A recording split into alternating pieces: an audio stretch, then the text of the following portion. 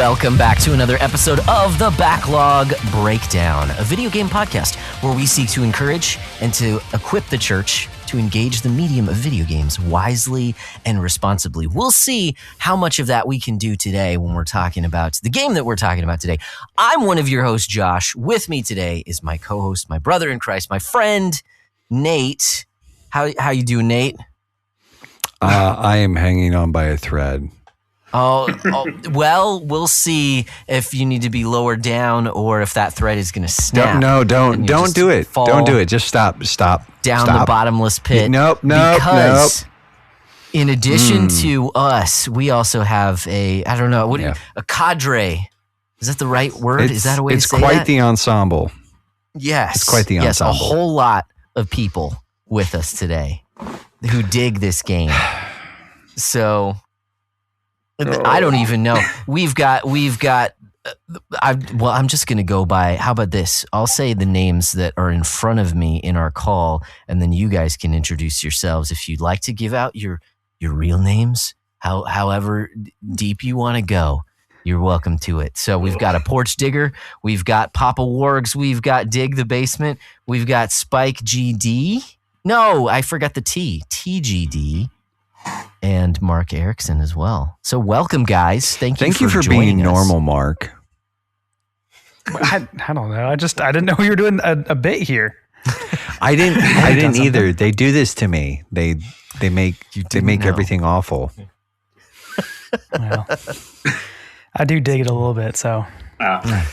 Yes. And so we've got everyone on today because this is a book club episode. I'm sure you can tell by the title of the episode, but our book club game is a game about digging a hole. So that is what we're going to be talking about today. But before we talk about that, we've got a few other things we've got a few forms that we typically observe. And so... Well, Nate, I'll start with you. I'll just ask how you've been since last we talked. I was better until all of you started in with your chicanery. That's a good word. Yeah, it is a good word. Yeah, and it's not a pun or anything stupid like that. It's just a good word. Yeah, I was doing better until you guys started abusing me. And, yeah. So, well, I'm glad to hear that you've been doing well. So, all things considered, things are okay. Everybody's relatively happy and healthy. So, nice. Could be better, could be worse kind of deal. So, yeah. Nice. We're good. All right. How are you? I'm doing well. I had a busy weekend because my daughter turned 9 years old. So we had some fun there. It was Mother's Day this past weekend. I know, right? I was just thinking about how I think, had you sent something, maybe a video or something like that when she turned 5? I remember walking around in Costco and in something, like we were texting about something, and she was so much younger. So it's crazy. So yeah, so she's second out of 3 kids, but oldest is a son. And 9 is halfway to 18, so that's super fun. It's also... That's only if it's a rough way to put it. It is, and I noticed that with my son, and so I point that out to my wife all the time just to freak her out. But also, our third is daughter as well. She's only 5; she'll be 6 here in a few months, and but that does mean that in a few years we will have 2 teenage daughters as well as my wife in the house. And when I brought that up to one of my friends, she had said that me and my son should take up camping maybe once a month or so because things tend to sync up. Oh, man. But anyways, that's a rabbit hole that I don't want to go down on this episode. So I'm just going to go in order of what I see on my screen. So Porcho, how have you been since the last time? Actually, we want to take this time. If you want to introduce yourself, you're welcome to. You've been on the podcast multiple times, so you don't have to if you don't want to. Or if you just want to, let us know. He's a proud member of the Playwell Network as well. Playwell Network. Yeah. He came back from the dead. I come and go. There indeed was something new under that porch, and it was a dude mon. He came out of his hole. Disgusting dude mon. Came out of Yeah. Yeah, I'm going good down here in Australia. All the way down here. And how have I been since the last one? Good. Yeah, fine. Today's Lucy's birthday, so another birthday we can talk about. Happy She's birthday. 6, so 10% of the way to 60. Oh, my goodness.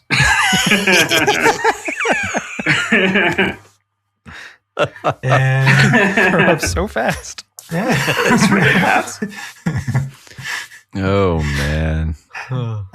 Yeah, she's going good. Atticus is going good. Lauren's good. And that's it. Next person. All right. Well, I'm glad to hear it. Papa Thank you. Wargs. This is Yeah. your first time here. Again, you don't have to introduce yourself if you don't want to, but you're welcome to if you'd like to. But how you doing? Yeah, pretty good. Yeah, my name is David Wargo. I don't Alright. think I'm interesting enough for anybody to follow me too closely. So people can have my name, address practically if they want to send me things. Yeah, Wesley Ray. But yeah, my name is David. I've been a listener for quite a while. I heard about you guys through the Reformed Gamers podcast when it was Nice. shutting down, and somebody asked, like, is there any other Reformed gaming podcast to listen to? And like one left, I think. So, but yeah, listening to it for a while, and I've been pretty good. In a big transition in my life, you might have seen it on Discord or sharing about it. I've been in addiction recovery ministry for the last 4 years and full-time ministry for the last 9. And I'm taking a step back from that. Finish next week, and I'm going to go do more of a regular job and do seminary, actually. So Nice. in the fall. So moving on, lots of changes in our lives. But I'm excited. I have a wife who's been married 9 years this summer, and we have a 3-year-old boy who just turned 3 like last week. Awesome. So I don't know if that's all you're looking for, but that's. Yeah, I'm man. Presbyterian. Presbyterian's supposed to be proud of it, I think. Yes. Yes. Yes. Nice. And I'm going under Yes. care of my presbytery, which makes me feel special. We are all Nice. we are better than all of them. That's right. Baptists. It's like that Ron Swanson meme. I have a Reformed Baptist friend sent me a meme where he's like, when a Presbyterian goes to Baptist church, can I help you with anything? I know more than you. I know more than you. I saw that one and I just shook my head and laughed, and I was like, it's funny because yeah. Kind of. I could see that. Yeah. I don't know more yet. That's why I'm going to seminary. Then I'll know more. Yes. Sweet. Awesome. Well, thank you. That does sound like a lot going on at once, but it's also exciting. So it's cool. Dave and I have kind of been talking a little bit behind the scenes, and I almost got him Sweet. to join the United States Postal Service, but I was very close. And then they told me, they said, your job you're getting is super flexible. I'm like, whoa, super flexible. What does that mean? And they're like, I'm like, do I choose my hours? Like, no. It's flexible as in we tell you flex where we need you to. And it's going to be, I'm like, oh. And they're like, and it's going to be Sundays. I'm like, oh. Yeah. Like, they're like, yeah. I'm like, oh, okay. That corpo speak is crazy. Yeah. So now I'm going to be a custodian instead out of high you go. school, which I'm excited about. Gotcha. Still There you government go. work, at least. Yeah. There you go. Yeah. Get them taxpayer dollars. Government work if you don't have to do it twice. I don't know. Anyways, well, cool. Hey, dig the basement. You've been on, like you said before, but if you want, again, share whatever you want. But how you doing? It's our buddy with like probably the best voice to ever grace this podcast. Oh, absolutely, by far. 100%. Well, allow me to reintroduce myself. It's Dig the Basement. You know what? I tried to put "Can you dig the basement?" but I ran out of characters, so I had to cut it short. Dig it. Yeah. Anyway, yeah. I don't hate that at all. Yeah, no. He's just being a bigger person. Yeah, no, I'm doing all right. Yeah, a lot of things have been going down. I've had a couple conversations with Josh in the background just about church stuff and being a part of a new church. We'll say that it's not necessarily a plant, but it is a new church, and there's a lot of work that has to be done on the ground. So, we're just talking, us picking Josh's brain on various things, and I have since stepped into kind of an on-off teaching role, which is nice. Generally outside of my wheelhouse at church, but I've been doing that more and more. It's kind of forcing me to really hunker down and study a lot more, and answer questions, and just be able to feed God's people on a Sunday morning. So cool. And I just realized, I correct me if I'm wrong, but I think I'm the only one here that has an adult child. Probably. Yeah. I think so. Yeah. So like anytime I hear you guys say like, oh, teenagers, and we got to prepare for them, just like house full of them. Fortunately, is an adult child. Does that count? Oh, wow. Out of nowhere with a slam. Oh. Yeah, but yep, It's easy then.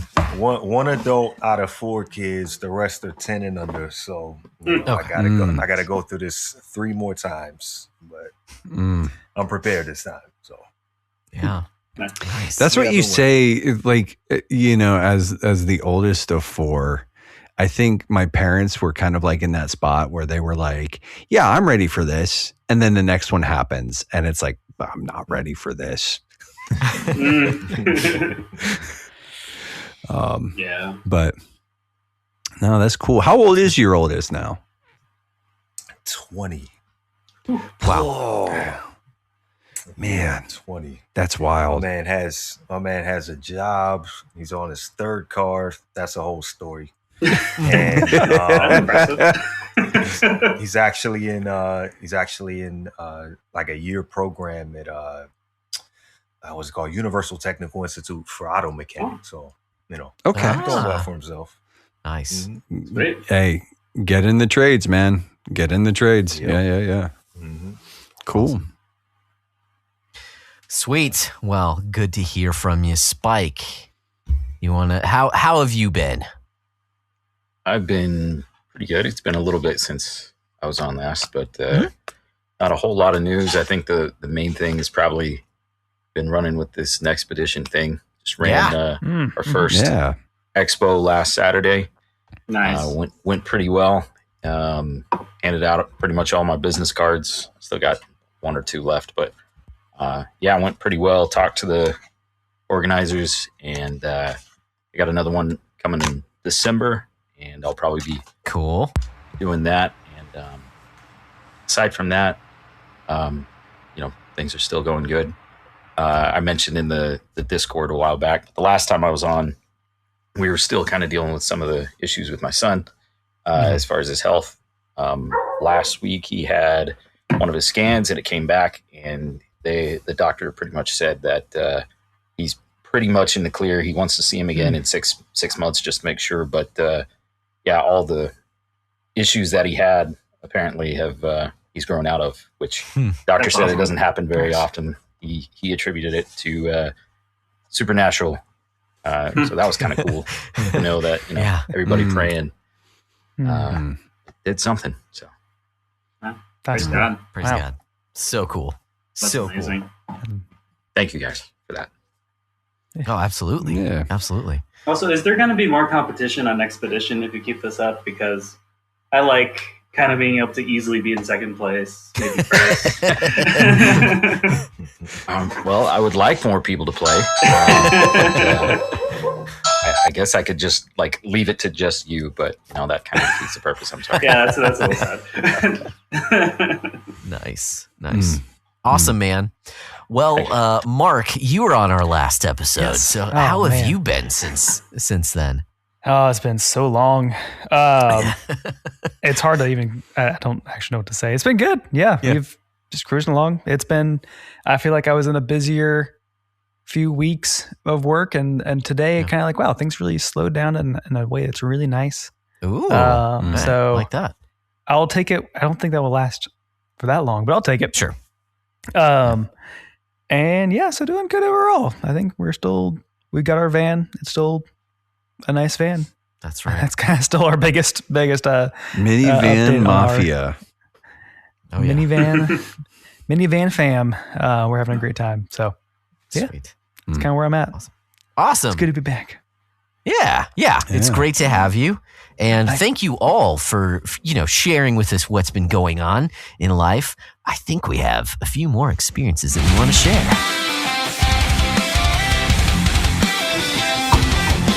We play it, watch it, read it through. Now we're sharing XP with you. Critical hits, good stuff to declare. Press start, it's XP Share. That's right, XP Share, where we share experiences that we've had recently. They're just it's just the cream of the crop.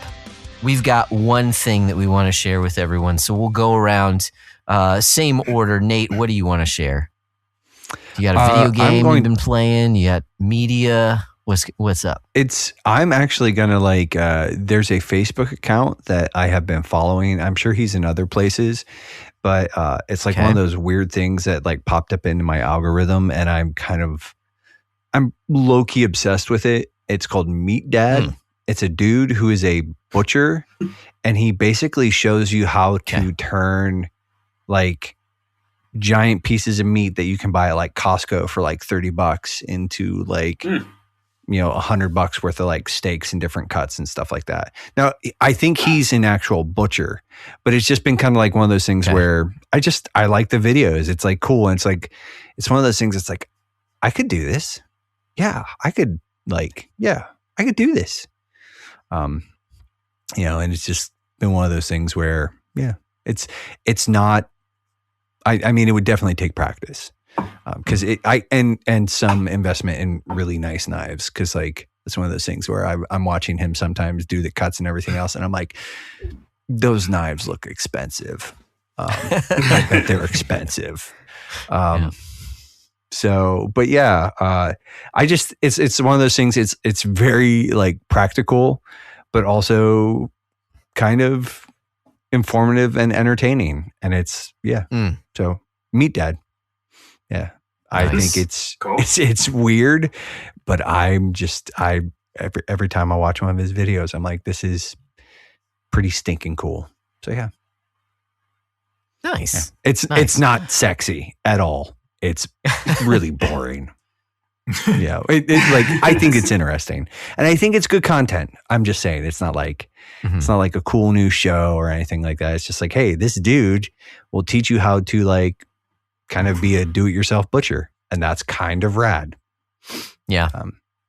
Yeah. The more you know, man. I do enjoy meat. I enjoy cooked animal flesh. It's delicious. So makes sense. A little bit of salt, pepper, garlic. It's true. It's true. Nice. Well, so I was going to say Ring Fit Adventure because, and I've talked about this so many other times, but I pulled it out the other day and I'm sore. So if you actually do, if you try and use it as a workout tool, it can definitely get you that. But you just said something more practical. And so I'll share something more practical. If you have a Buffalo Wild Wings near you, right now, they're doing bottomless appetizers for $10 for a group of 4, and it's only $3 more if there's more than 4. So my family and I went and did that. Just ate a bunch of fried pickles and chips and queso. We did order some wings, of course, but it's kind of. I actually saw it from the Babylon Bee because they were this is how you go bankrupt. But we took advantage. Yeah. So sure hope they don't. I really like Buffalo.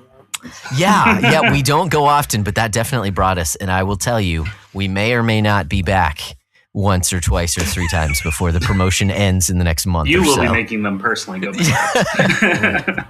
Well, it's not worth it if I don't bring the family. Well, they also do this trivia thing that you connect with your phone, and my son was super into it, and you get points. And anyways, so we had a good time. So, anyways, that's my one thing. It is not Ring Fit Adventure. So, Porcho, what you got to share? I was just trying to see where my closest Buffalo Wild Wings restaurant is. Oh no! How long to ride your bike there? Well, I've never tried riding across the North Pacific Ocean, but I'm willing to Give it a shot. just to make it to the Californian one, I suppose. Maybe not so practical. If you dig, then you might make it to the other side. That's true. That is There you go. genius. We've never disproven that. Down. Maybe like 100 meters or so. Like someone's like, Just where you about digging to, China? No, Buffalo Wild Wings, baby. Right in the middle of it. Need those appetizers. Oh. What have I got to share? Over the last 5 weeks, probably, I've been started listening to Blurry Creatures a bit. I've been enjoying that podcast. Don't mind their perspective on certain things, and they just get a lot of interesting guests on, and they talk. They have they have heaps of episodes. So they've been going since 2020, and I think they do it pretty much weekly. Oh, wow. And I think like the first 10 is mainly to do with Bigfoot and a little bit about giant bones and stuff like that. And from there it's just lots of different stuff. So one episode I listened to this week was about these missionaries who lived in Indonesia most of their life, their family, and these guys have just moved back to the US, and we're talking about that a fair bit. And what's it called again? Porch? Blurry Creatures. Blurry Creatures. Okay. Yeah. I have a friend who talks about that all the time. Okay. Yeah, no, it's good stuff. And another one with an author or pastor, I think. Yeah, author, I think, John Bevere. Hadn't heard of him before, but that was a pretty good episode with him. But it's worth a listen if you like Haunted Cosmos. Different format of episode. Is it as creepy as Haunted Cosmos? Because when I listened to that actually like stole sleep from me for like longer than I like to admit, if I'm being honest. Well, the episodes I've listened to so far, not so much, but yeah, Haunted Cosmos definitely has for me in the past. Gotcha. Yeah. Nice. I've actually listened to a little bit of Blurry Creatures. I dropped off, but I got into them way early on. Okay. And they've got kind of a Christian bent. I feel like Haunted Cosmos does a better job of integrating, like kind of making faith more the center. Mm-hmm. But it's still a lot of interesting stuff. Mm-hmm. But Nice. Nice. I'll have to check it out. It's been on my podcast list for a long time. I've just never actually listened to it. So with your recommendation, I'll have to check it out. Yeah, cool. For real this time. All right. Dave, how about you? What's one thing you've been into lately? Yeah. Let's see. Obviously, I've been playing Digging a Hole. But aside from that, I thought I had gotten out of it, but it pulled me back in. Diablo 4. I've been playing a ton of that again. Okay. With the expansion pack, I didn't buy the first one, and then when the second one came out, they combined them together for one price. It's just like $40. I'm like, oh, that gives you like 3 classes and 2 expansions and all this other endgame stuff. I'm like, I don't know. And then I'm like, well, I still have $40 in gift money. So I bought it and then didn't know if I'd get back into it. And I've been playing it probably too much at this point. But like I'm into like some of the new endgame systems and so forth that are pretty interesting. And playing as a paladin is always fun in games. I love Holy Knights and they added that. Yeah, I don't know. I kind of view that game, if you like think of a story-heavy game as like something like a good meal, I kind of view Diablo a little bit like junk food when I'm playing it. It's a little bit like I'm just killing demons to get shiny things that pop out and make squishing sounds as they have lights go up in the sky. And get one with a slightly bigger number and then do it all over again. But something about it just pulled me back in. So we'll see how long that lasts. But it has derailed me a little bit from that list, whatever that's called. Locked and loaded list. It has derailed me a little bit. But I have been enjoying it a lot again. So nice. Diablo 4. A little bit turn my brain off, especially as I think of everything in my life changing. Sure. Yeah. No, my brother is like one of my pretty consistent like gaming partners, and he just picked up he pre-ordered the DLC, and he keeps trying to like talk me into it every once in a while, and I'm like, listen, I love me some Diablo, and Diablo 4 is like, in some ways, I think it's like the perfect blend of like 2 and 3. Sure. Yeah. Oh. But you played it quite a bit then? Before. Yeah, I beat the base game. Yeah. Okay. Nice. So I think it has improved significantly. I played a lot of the base game, and at this point, coming back to 2 expansions, like, this is actually quite a bit of improvement. Yeah. Yeah, I played a few seasons post release, and I thought it was fine. Like, I liked some of the modes they added, but yeah, they just didn't have anything that was like sticky enough. But I've heard that the new content is like, they pretty much nailed it, kind of smashed it out of the park. So, and they redid the whole skill trees and everything. Yeah, pretty significantly. Yeah, so yeah, but I have Destiny. I'm back. So. I need help. I tried the Destiny thing and decided Diablo's kind of like my closest thing.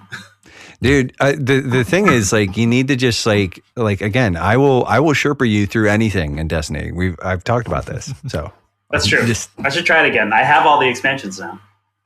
Oh shoot! Yeah. Well, except for like whatever these new ones are, like the major expansions. They got like these Edge of Fate and Renegades. Yeah. Yeah. Oh, cool. Yeah. Nice. Well, if you need, another hole to fall down to, Destiny's there for you. All right. So, can you dig the basement? I'm trying to think what you said earlier. What's one thing that you'd like to share? So no pun intended.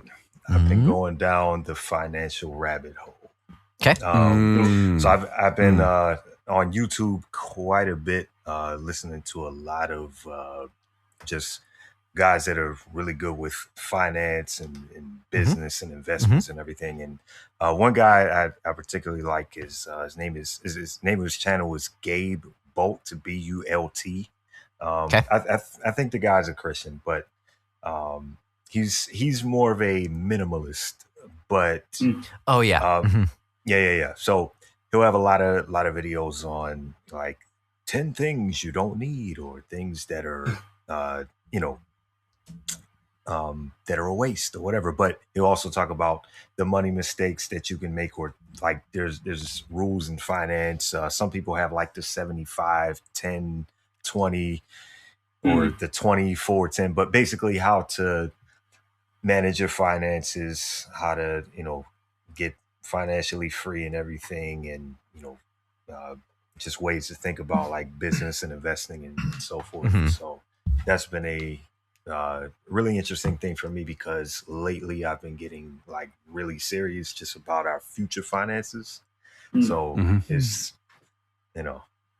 I'm at work and I'm listening to like 3 hours of just people talk about numbers, and it's like, I never thought I'd be doing this, but I'm taking away the principles, and I'm like, okay. Last week I actually sat down. I should say I put in work, but I kind of did. I had ChatGPT create for me an Excel spreadsheet. Nice. And I took all of our things, and that was the painful part, just putting in all of our expenses and things like that, and then even some of the consumer debt that we have, and you can make a prompt for different ways of paying it off by date and everything. So it's just been trying to create a system here just so we can automate and make everything easy, and then where are we putting our money and all of that. So yeah, that's really what I've been into lately. Yeah. Super cool. Nice. That's kind of interesting, because like we've kind of been doing that here too. Like Megan and I have sort of been reworking our finances. And honestly, like, it's, as much as I'll bag on him, Dave Ramsey's like foundational principles, like those like the 10 steps or whatever he has, I've found to be like really workable and usable for at least a starting point. Right. So too, it's like, I agree. because but Caleb Hammer, while not very family friendly, is hilarious. He's not a believer. and he does more of like takedown stuff where like he has like people who are really bad with their money, and then he kind of just like he fixes their budgets but also makes fun of them. Yeah. So if you want something that's a little, I heard you talk about that guy. Yeah, if you want something a little spicier and to sort of like laugh at while you're listening to like people talk like money info, he's not very nice, but he's very funny. So really hits the nail on the head. I like it. Nice. I like Oh. Oh, I hate that. Oh. He wishes he could wield the band hammer right now. But speaking of which, Spike, what do you have to share with everyone? Well, since we're only bringing one thing, I'm not going to talk about how I just finished Donkey Kong Bonanza last night, and I'm not going to talk about how I did kind of like the mechanics. It got a little repetitive sometimes, but I'm not going to talk about that. Okay, gotcha. Yeah, the ending was really great, but again, not going to talk about it. What I am going to talk about is I've been listening to Moonwalking with Einstein, the book by Joshua Foer, I think is how you say his name. I read a book by Kevin Horsley years ago called Unlimited Memory, and it's kind of it's in the same vein as that, but this is more telling a story. You get some tidbits of how they do it. But long story short, it's about basically a reporter that he learns about this memory championship, and he thinks these people are all, these crazy, smart people being able to memorize all these different things like, 10,000 numbers of pi and things like that. Turns out they're just normal people, and he's able to kind of gather some of the tricks that they have. And long story short, I think by the end of it, I haven't gotten there yet, but I'm pretty sure like this guy has won the championship just by learning from these people within like a year of training. And this is a true story. And it's really interesting. It talks a lot about like memory palaces and things like that, which are the method of Loki or whatever you call it. But it's really useful. Some of these techniques, I've used some of them in the past to try to memorize scripture and things like that. And nice. Basically talks a lot about mnemonics and like creating mental pictures to memorize things. And it's a really interesting listen. He does get a little crude sometimes, but if you don't mind a little bit of that, it's pretty interesting. And I do think there's some practical stuff in there, pretty interesting stuff. So that's what I've been into. Nice. But I'm not going to talk about Donkey Kong or how I did really enjoy it. It's pretty good. You just have to go on an expedition to see about it. Yeah, there you go. Yeah. Is it because you're digging all over the place in that game? You really do. Yeah, that really is true. a game about digging a hole. That's what we're talking about today, right, Donkey Kong? You guys are digging holes for yourselves. That's all I'm saying. There you go. You're getting it. Wait, wasn't that a pun? Oh no, wow. I'm not being funny. Oh, you just mean I'm not like being seriously? That doesn't count. I don't know how you're going to get out of that hole. We got jetpacks. Dug it for yourself. The jetpack is helpful. These jokes are just the pits. Ooh. I thought they were dynamite.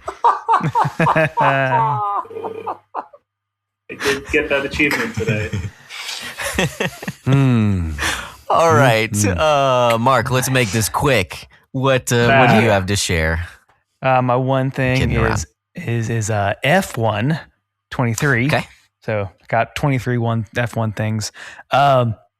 So I got my racing rig that's having a fun time with it.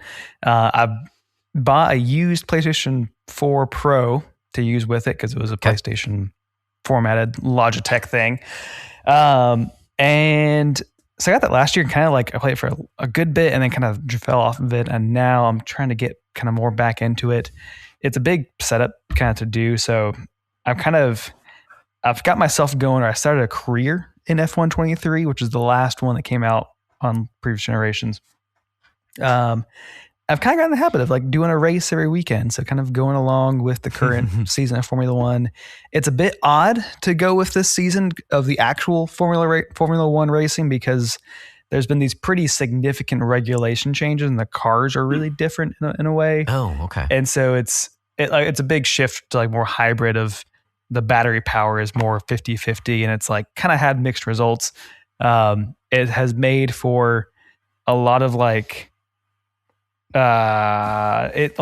passing that has not happened, but it's like one guy passes, he runs out of battery, the guy passes him back and then runs out of battery and just kind of do that yo-yo, which is like, if you don't know what's going on, it's really exciting. If you kind of do know what's going on, it's like, this is not really passing.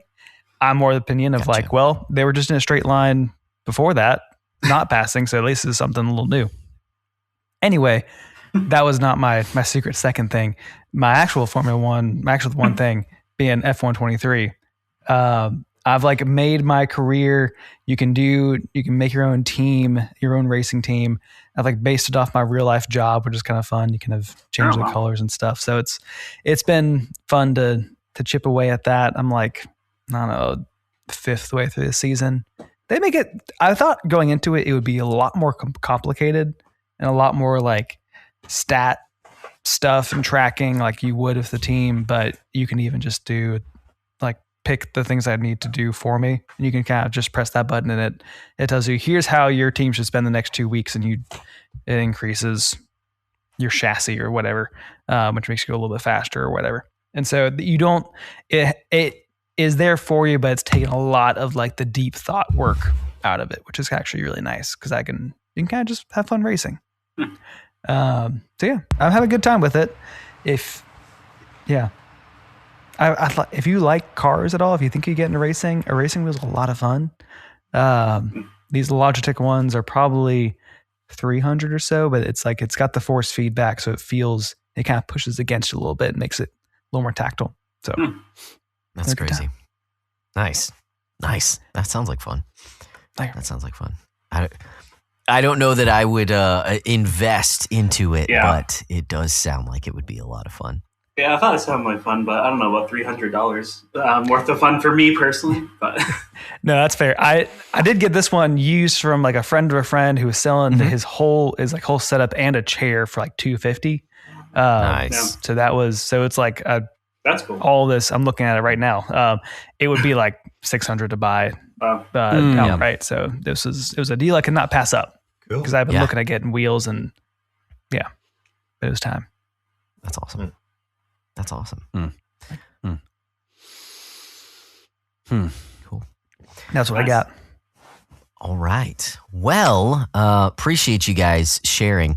Before we jump into, before we fall down this rabbit hole about this game, apparently, that we all played together, which I actually have a question specifically for Porcho when we start off with that conversation. Before that, we typically have an ad break for our friends who are with us and amongst us in the Play Well Network. We've got a bunch of different podcasts there that with our friends that we put out where we just seek to, find better ways to dig into the things that we love, how we can play well and things like that. So here's a word from one of them. Hey, wow. It's radical that you're listening to this ad. I'm Nick, the high-energy host of Nothing New Under the Porch. This podcast has been going through the golden years, and it's probably getting closer to rock bottom now. But that's no reason not to listen. You'll learn heaps about me, about playing games well, about international guests through insightful interview questions, and you'll learn about games that don't exist. So come join me under the porch. Please listen, I'm desperate. I promise you'll like it. I'm desperate and hungry, so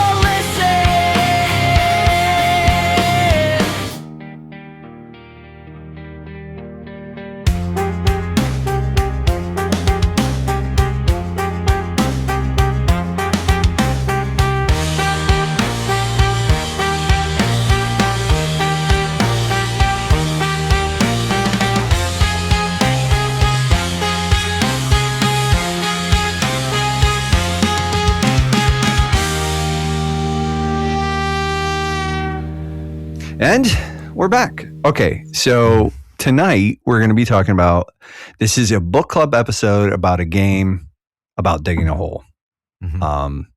Which is sort of, it's one of those interesting little things. It popped up in our Discord. And I think, like, Mark, you were probably one of the prime instigators here. And then Isaac, who couldn't join us tonight, I think he was also a fairly large champion of it as well. And it kind of became an impromptu book club nominee kind of thing, where it's like, hey, and it's one of those things where online there's a fair bit of interesting discourse around this game. Most of it, and we can talk about some of that, but it's just one of those things where this, sort of as offering a little bit of a brief overview of, it's just like, this is like the quintessential indie game. Where even looking at like the history, where Cyberwave, the developer, spent 2 weeks sort of just making this thing, and it does, you do pretty much one thing, and it's got an incredibly satisfying loop, and it's interesting. I think at the very least, like it's interesting, and so I think there's a good bit of like commentary / meta narrative conversation that we can probably like dig into a little bit. I like that. Yeah, it's a good one. Shut up. Just like, I try so hard to be nice. And people are like, why is Nate so mean to Josh? And what they don't see, keep piling it on. Yeah.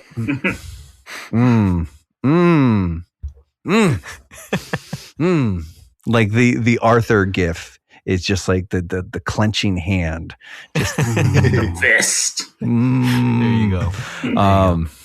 But well, I appreciate your reasoning behind why you wanted to play this game, but I wanted to ask straight out, Porcho, since you from on high on your HR podium, or what is that called? Pedestal? No, the throne. That's what I was thinking of, from your HR throne. You decreed it that this book club would be, and it was so, and we all played it too. He actually does have powers. Why this game, and why did you find this? Because my understanding is that you had already played this game. So what is it about this game that you wanted us all to have a conversation around? Like, why this one in particular? That's my question. I don't think He's making it up right now. I wasn't the one who brought it up. That's true. I just agreed and was like, yeah, we could do that. Okay. Yeah. Well, I'll note too, this was my patron pick and it didn't get the votes, but Porcho did graciously decide, which I wasn't even involved in this process of deciding to be a book club episode. So I feel like I still got what I wanted. Here we are talking about a game about digging a hole. There you go. You got your cake. Eat it. I just want to make it known I'm here for the live entertainment. Okay. Yeah. So, and the reason I asked, okay, so I'll give you a little peek behind the curtain, is that when Porcho said that someone had suggested it, I had actually thrown it out there because we were trying to figure out what we want to do for this book club thing. And there was conversation about this game. I had not played this game, but I heard rumblings from Mark. I'd heard rumblings from Porcho as well. So I was like, you could even just choose a game and make it, quick. If you want a quick turnaround, have it just be a short game, like a game about digging a hole. And you ran with it. So from my perspective, it was very intriguing. Like, okay, yeah, all those people want to play this game. And there was a semi-democratic process to this, because like there's kind of like a hidden council that handles some of this stuff, and we will not. There's like sort of an Illuminati cigar type thing. Smoke filled room for the greater good. It is a smoky, dimly lit Discord channel or conversation, but it was one of those things where you floated it out there, And then there were a couple other people who sort of seconded it and thirded it. And then Portia was just like sold to the man in the funny hat. And then I brought it up to everyone in the book club channel, and they're like, "You're joking, right?" So that's why I just wanted to clarify a couple of minutes ago that wasn't me, in case everyone in the servers wanted to fling dirt at me. No, they just want to bury you. Carry live in a box. But yeah, I didn't see a problem with us taking this on because well, it's very book club material in the sense that you can get it done so quickly, have a great time because it's very video gamey, and lots of people can join in, as we see right here. We have quite a big showing. It probably is our most successful book club because there were even people that wanted to join that were not able to this evening. So no, I mean, well done. I'm just curious why. Breaking all kinds of ground. That was awesome. Oh, wow. Nice. That just came out of nowhere. Snuck up. That wasn't awesome. That was terrible. And I hate it. I'm glad that you all enjoy my discomfort. I mean, there's a whole brand of comedy that's all about discomfort. I mean, isn't that why everyone loves The Office? You just like watch how uncomfortable Michael Scott is. It's true. It's actually like one that I actually struggle with The Office because of that. Okay, fair enough. Yeah. Like I enjoy it up to a certain point, but I'm just not the awkward discomfort, like uncomfortable thing. I actually empathize. As heartless as I might actually seem, I empathize deeply with Michael because I too can be an extremely awkward individual. Oh yeah. And I'm just oh, buddy. Now, not to those lengths or those, but yeah. I was going to say something, but I'm proud of you that you can recognize that you're not just sticking your head in the sand. So. Oh.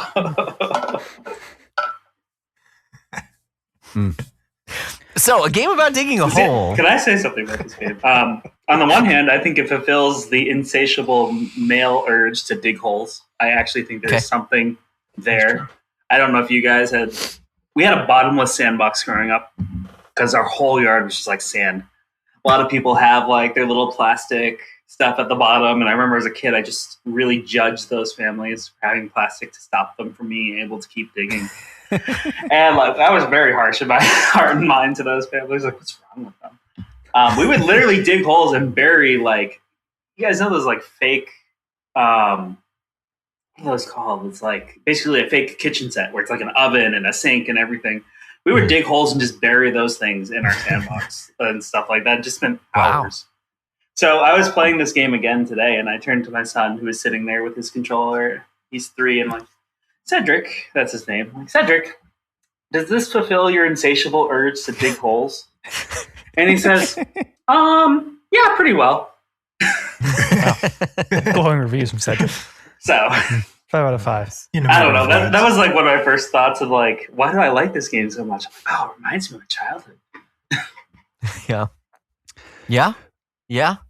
I'm sure that's part of it too. I did have somewhat of a similar experience in that when I would play it, the times that I played it were around the family, and they were very intrigued by it for the most part. There was a lull towards the end of it, and then when I explained to them how it ended, they were not as intrigued, and we had some more conversation around that. But it certainly did, my kids are into Minecraft also, so this isn't, it's kind of in the same wheelhouse, gathering ore from the dirt, and then selling it back, using it for other things. So they weren't unfamiliar with the concept, but they did enjoy it, as did I. I don't know how much, because this is such a short game. I mean, I'm sure we will get into some spoiler territory later, which will be odd. Which will be funny, but I have lots of thoughts on the spoilery stuff, and I actually think it relates to some scriptures and like scriptural ideas, even though it's maybe a slight stress because it's such a comedic take on it, but there is stuff there. I don't know that we really. I guess we can have sort of a spoiler-free conversation, but the reality is, like, I think narratively speaking, there's just not a lot of material to spoil. Yeah, there really isn't. It doesn't. I did some digging around the other day, just trying to see if there was. Yeah, you did. Oh, shut up! He doesn't even know it. I was trying not to laugh. I'm so angry right now. Like I'm seething internally. Just cover his transgression with dirt. I was trying to do some research yesterday in prep, and I was just looking to see if there was like lore or Sure.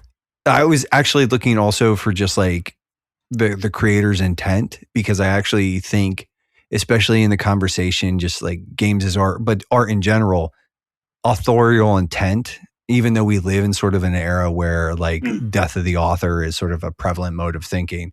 Actually, I'm a big proponent. Authorial intent matters. Yeah. And so like, and really what Cyberwave had to say was just like, I just kind of wanted to make something that was fun. And I think it doesn't have to say a lot. It's just self-explanatory and like, whoop, there you go. And didn't really offer anything substantial other than, just like, I just kind of want to make something fun and that could be enjoyed relatively inexpensively and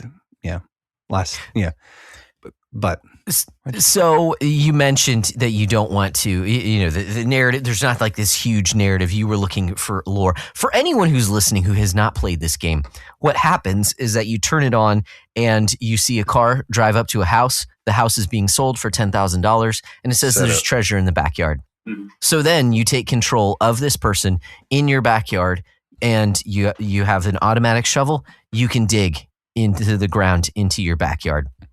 You can collect rocks and sell them. And then you can upgrade your shovel. You can get a jetpack to get out of your hole when you start digging down deep.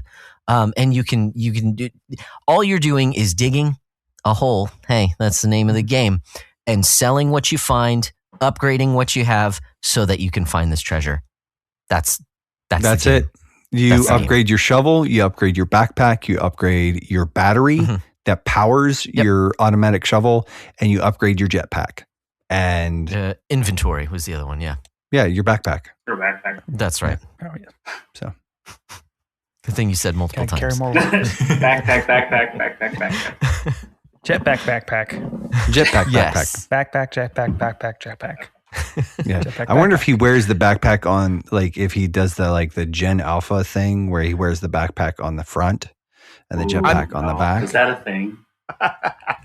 There is definitely some. You use this word, I believe, at the beginning of the episode. Some chicanery going on. In that there is no. There's some of the things in this game are not logical. Like, for instance, you dig under some dirt and over it and then around it, and it's just floating in the air. And that's just the nature of the game. So I wouldn't think too hard about where his backpack is located. Speaking of things that aren't logical, I mean, you start this game up, you should already know it's a setup. Who sells a house for 10 G's? I know, right? Something's true. Especially when there's this is a treasure setup. In the backyard. This is a setup. Well, and then I mean, in this economy, I might buy it anyway, even if it is a setup. I mean, it's like that's worth it. Yeah. But and then immediately proceeds to destroy, like, devalue his property by mutilating his backyard. He's like, he makes way more than 10,000 digging down for so stuff. Much of like all the ore and stuff you get on the way down. Platinum and diamonds and yeah.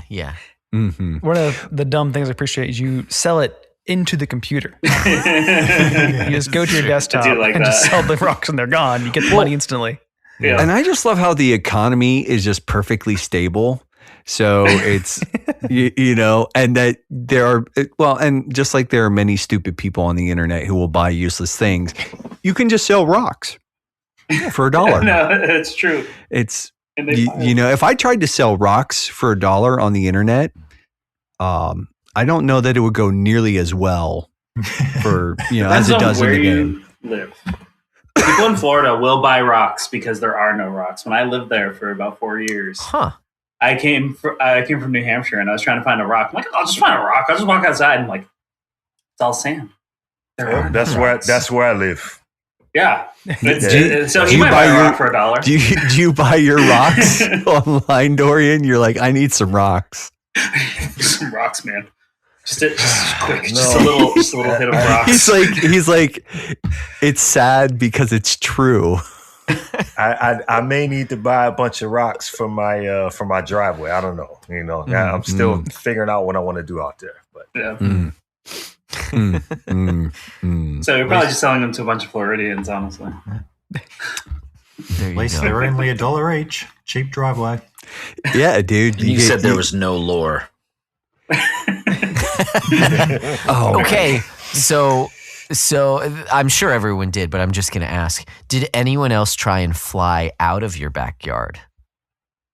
No. Into a neighbor's house? No one else did? Are you kidding me? That's like almost one of the first things that I did. I like boundaries, I guess. Yeah, it's all blocked off. It's not a game about jumping. You can't fly on your house. You can only go so high. I didn't try to fly over to the neighbor's yard. I just assumed you couldn't. Okay. Yeah, I tried. As soon as I was able to fly up, I was like, yeah, get me out of here. No, it's just invisible walls. This is your purgatory. You're there. Yep. You bought this house, you will dig. That's not what the game is about, Josh. Right. It's not about flying upwards. A game about flying to your neighbor's backyards. A game about digging a hole too. A game about flying into your neighbor's backyard. Electric Boogaloo. Yeah. Well, I don't know. See, but this is where, I mean, yes, we can have some deep conversations about some of the implications of this game, but is there much more to talk about before we spoil the little bit that there is there? Well, and just I know Spike kind of came in there, says, you said there's no lore. What I said is there's no canon, like what I intended is that there's no official canon. He was making fun about us digging into this so hard. Oh, well, but there is no official canon. I did check because I was like, I checked my sources, but there is no official canon. There are bits and pieces and there's lots of theories, but there's no official canon. Like there's no, like, this is actually what's going on. Yeah. Which I think is par for the course, because to establish any sort of meaningful lore probably would have taken more effort than it actually took to build this game. Yeah. And I don't know about you guys, but to me, it felt that way playing it, especially after you finish the game. Like, oh, okay. Like you could feel, I could feel the authorial intent of like, no, you're just here to have fun. Like, just, don't think about this too hard. So to me, theorizing about lore is so like pointless because even the creator of the game didn't care. So I don't know. That's just where I stand, because that's just not typically something that I do. I like narrative experiences, but if there was no intended narrative experience, like, I'm not going to spend time thinking about it. But anyways, that's my 2 cents. Mark, there was something you were trying to mention earlier. So I had kind of the story of how I got into this game and kind of why I wanted to even focus on it a little bit too. And it's like all good stories, it starts with the Wii U. And so I got the Wii U for Smash Brothers, and then this was back in college, and so then sometime along there was a Humble bundle that came out for the Wii U and 3DS, where you paid like $7, you get 12 games. I really wanted Bit Trip Runner 2 was one of those, but also in that pack was SteamWorld Dig, and so it was that was not on my radar at all. But like, I'll try this out. I have it now, and I played it. And I loved it. And it's like, it became one of my favorite games of all time. It's really the first time that I really noticed and appreciated a gameplay loop.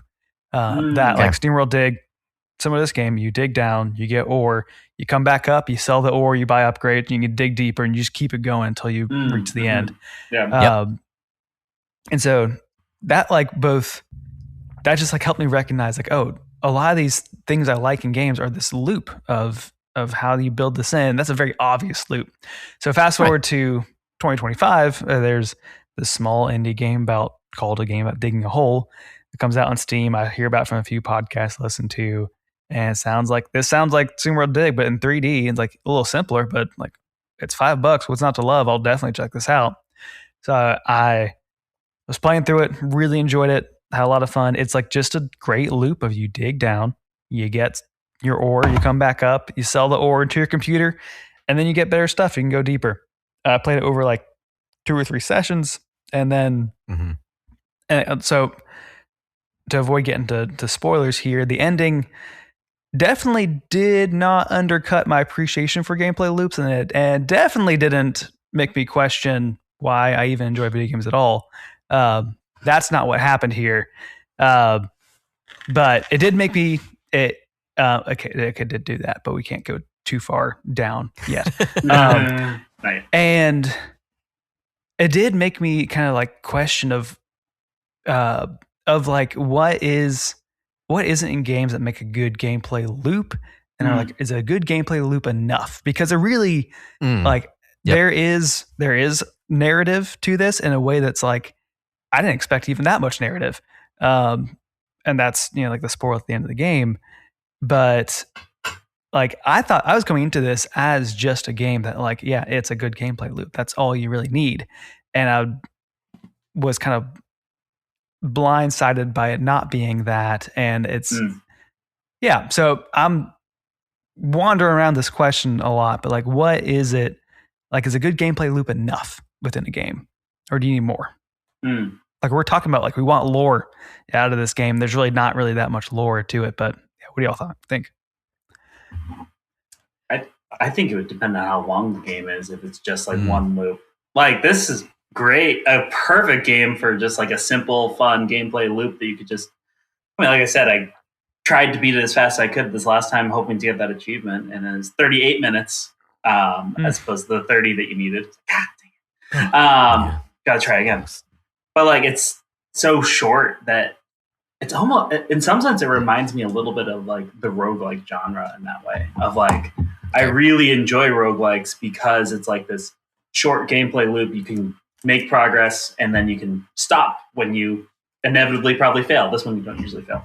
But like within that, just like that short gameplay loop, I think can be really helpful. I think especially as like a dad and having a family and work and everything, like short things like this are very relieving. So I don't know. I think the gameplay loop is enough on the one hand, if it's truly fun, and also if the game doesn't overstay its welcome. And I did appreciate that about this game. It did not overstay its welcome. It didn't promise more than it could give. It just was a simple, fun game. This game sort of served as a palate cleanser for me. I looked at it before I started it. I had just finished Spider-Man 2 at the time. Nice. And, that's when the conversation about this game came up. And I knew it was short. So, it was, I looked at it like something like Power Wash Simulator, let me try this thing out. It was on Game Pass. I'm like, okay, cool. Let me give it a shot. Just sitting there, and before you know it, time goes by. I'm digging dirt. And I'm like, this game is dumb. But you couldn't stop playing. Dig a hole, and sell your rocks, and the whole loop. And before you know it, you're just kind of sucked into it. But yeah, this is just one of those relaxing, just kind of zen games, if you will. Just something to decompress with. But for me, I mean, it was really just kind of a palate cleanser between games. Yeah. Spike, you've been pretty quiet for the most part. I'm kind of curious, like to get some feedback. Like, I might regret this. Please don't make me regret this. Well, I wasn't sure how much of this dips into the spoiler, so I was saving a lot of this for the spoiler, but it's kind of been hit on already. The gameplay loop itself is, obviously it's the bread and butter of it. I feel like the game itself, though, it's a parody, right? I don't know how else to say it, right? It's the functions there, they're fun, but the absurdity of the fact that you're just playing a game with such a simple premise feels a bit like a joke, right? Like you could sit and get deep where you're not supposed to get deep, and that's my favorite thing to do. I like digging deep where, they didn't intend for you to. But if you want to focus on like the why of this game, maybe this is spoiler, maybe not. You could say that it's simultaneously a metaphor and literal at the same time, right? Like it's. There's part of this conversation that I want to say after the fact, that after the spoiler part, but I'll leave it at that for right now because it has a lot to do with where this game leaves you. So I'll I definitely think there's some ways to read this that I'm kind of looking forward to that conversation. Porcho, I kind of what are your thoughts and feelings in regarding to the loop? I think it would have been a good game to briefly bring up in my conversation with Mark on Quick Play recently about games we could play with our kids, because this is one that I did play with my son Atticus for at least an hour before he fell asleep that night. And it's very much it brings out the sense even as us, I think, in, what am I going to find by keeping on digging? And I feel like it brought that out in my son. He just kept asking me, you go over there, what's in that direction? And what's that? And just lots of those questions. How, what, why, how, and I enjoy that about Loop because, you'd be like, you're about to run out of battery. You need to go get more battery. And like, okay, I'll go get more battery. So he liked the Loop because gave him something to see, me flying up out of the hole. And, where are you going to go now when I come back? So I think the Loop's fine. And you come back and you get rewarded every time until you don't. It's I am very mechanically driven. Like, I love a good story, but primarily the draw for most games is mechanical for me. So it's about how it controls. And actually, I love a good loop.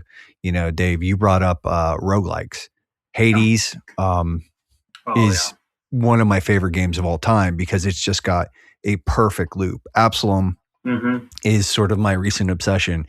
And it's because it's got the loop is just super tight.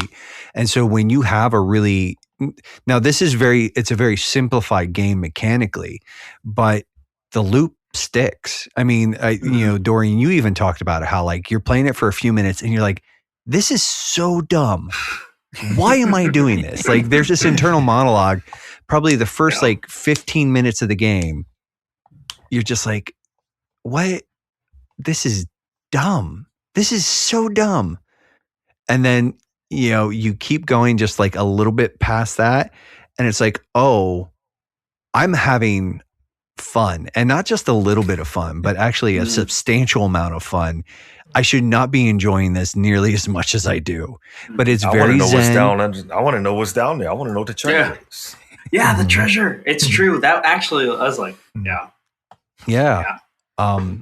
But it's just one of those things where I think, for me, as someone who loop is a drawing factor, I think especially there's a lot of factors. And Dave, you kind of hit it too. Is that this is short? It's pretty simple. It's easy to get into, and I think that is sort of a bit of a perfect storm, where it's just kind of like, and I think too, like one of the other things, like, and just sort of, I know this is kind of, but the fact that it's $5, you know, and you can play it, you can beat it in an hour or two speaks volumes, I think. And so that adds to that, like, yeah, in some ways there isn't a lot going on, but it's sort of like the right price point, the right amount of content, the loop, it makes sense.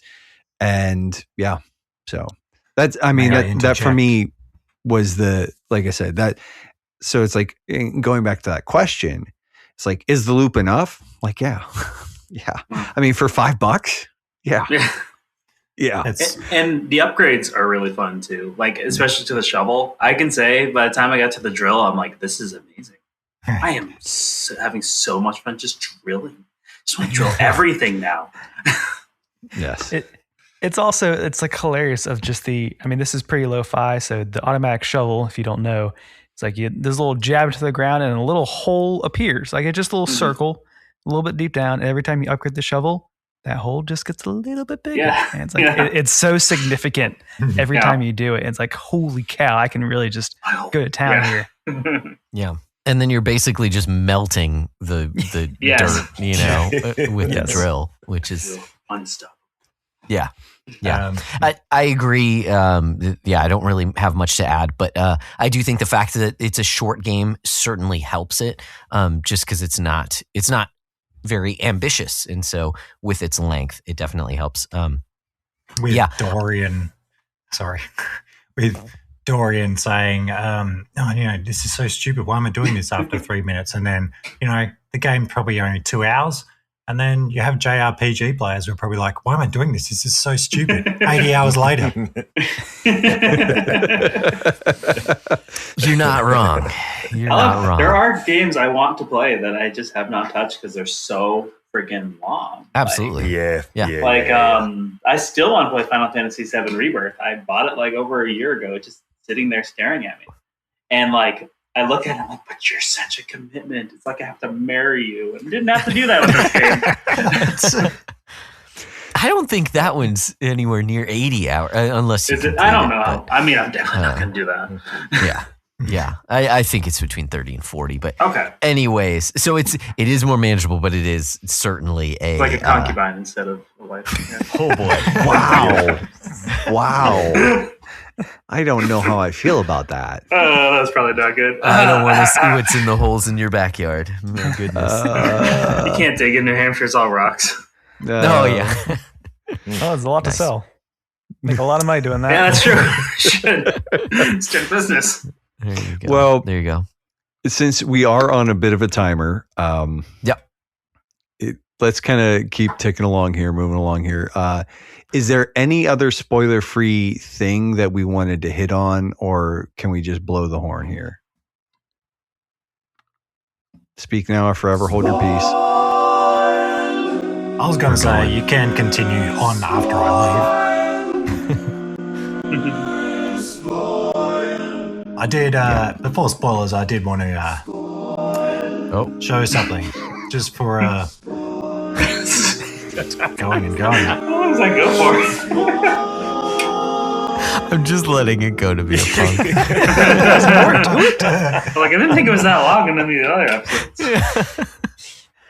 Now, for the viewers at home and the kiddies watching on the YouTube, I've brought along a little shovel of my own. Ah, pretty cool, isn't it? It's just like it. Why do you have an e-tool? Because I was watching the show Alone, season 3, and one of the guys on there, the guy who won, Fowler, he had his own little shovel. I was like, that's pretty cool. So I looked him up, and I found one on Etsy, and I got it from Ukraine before the war started there. So, whoa. Just in time. Wow. and now I keep it in the back of my car just in case it breaks down and I need to fight off some moles. That's what your car breaks down. Let me just use the shovel, dude. on my car. When we get to talking about how when we actually engage with the moles, I have grievances to air.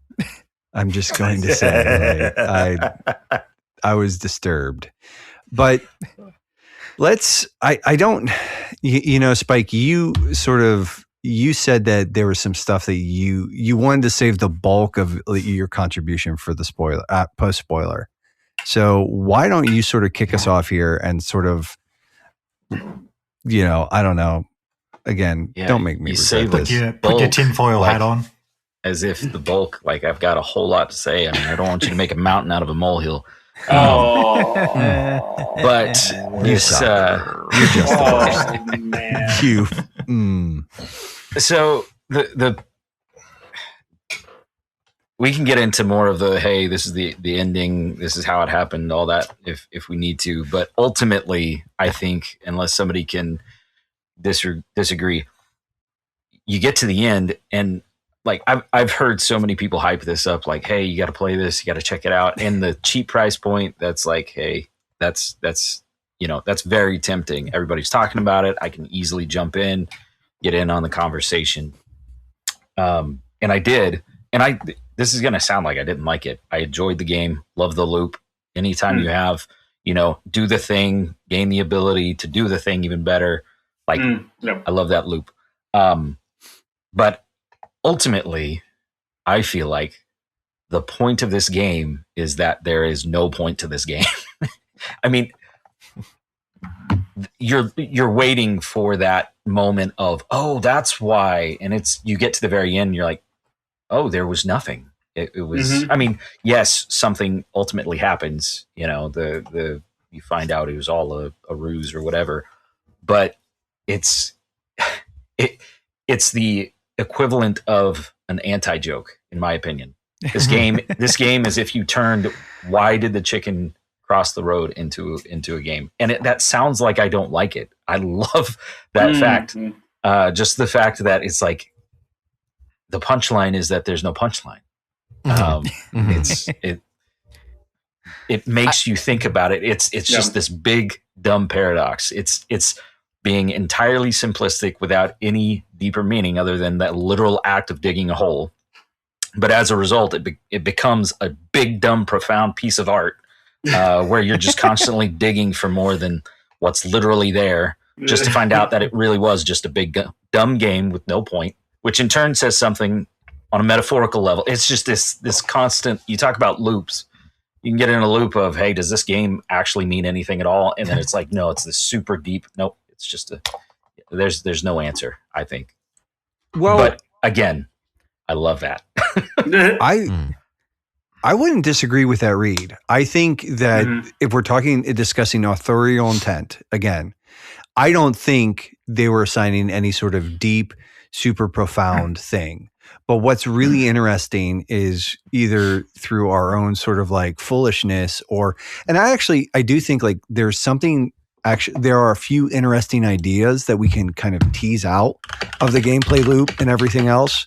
When you talk about the ending, you can talk about, Mark, one of the things I was actually thinking about when I was playing this is we've had conversations about like doing sort of like everyday mediocre tedious tasks. Like, why is a game like your favorite game, Stardew Valley, is built on the principle of like managing a farm, which is like the most tedious. Like, if you're like, hey, do you want to manage a farm? Do you want to like run a farm? I'm like, no. In real life, no, not at all. But if like, hey, do you want to do this in a video game? And I'm like, yeah. And it's because what it does is it almost sort of restores that kind of that Edenic relationship with work, where it's like you labor, the feedback loop is pretty instantaneous. Like, it's satisfying right from the get-go. And this game sort of taps into that, right? And so maybe you can you can read into it like, hey, you get to the bottom and, you're already listening, so you guys know, but you get to the bottom and you find out it's all for nothing. There's sort of this line. So maybe people are reading, and I've heard somebody say like it's a great piece about the failures of capitalism. And I was like, well, like, thank you for self-identifying. Like, you. All right, Tommy. Yeah, you've let me know entirely too much about your political leanings. I mean, the blue hair should have given it away, but The mole was Donald Trump the whole time. The mole was Donald Trump Clearly. the whole time. But it's What were sort the of, other two moles? Were they? well, one of them had to be Rumsfeld, you know, like I don't know, like, but I think it's one of those things where, and I'm really uncomfortable calling it like an art game, but I do think like it's kind of clever enough that it does hold a little bit of a mirror up to people, and for people who have a tendency to like want to like dig with these things, like it can ask some interesting questions. Oh, stop it. Like, come on. Point to the camera for the audio listeners. Yeah. He's like, you know, I should be able to say the word. I shouldn't have to dance around that word just because you're all juvenile. Like children, you're infants. But I think and it's just one of those things where in reading to this, one of the things is like curiosity really is the real gameplay loop, because, and we even talked about that. It's about what happens, what more, you know, what else is there? And I do think there's sort of metaphors about work and, you know, so like all of that.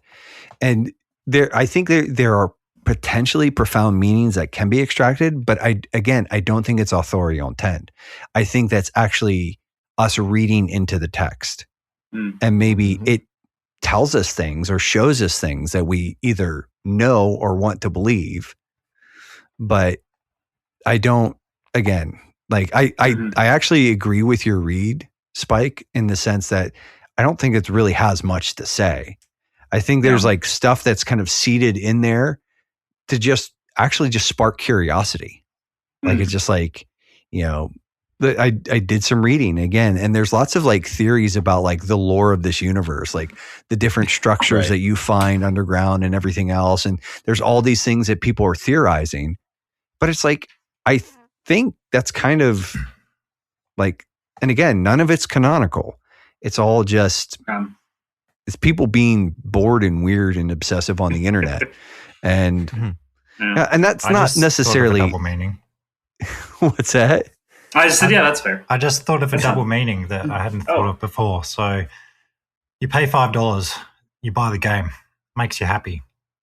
You get to the bottom and you find out money can't buy you happiness. But then you just realized you're happy because you bought this game for $5. But then you play it and you realize you're not happy because money can't buy you happiness. Oh, man. Simple, yeah.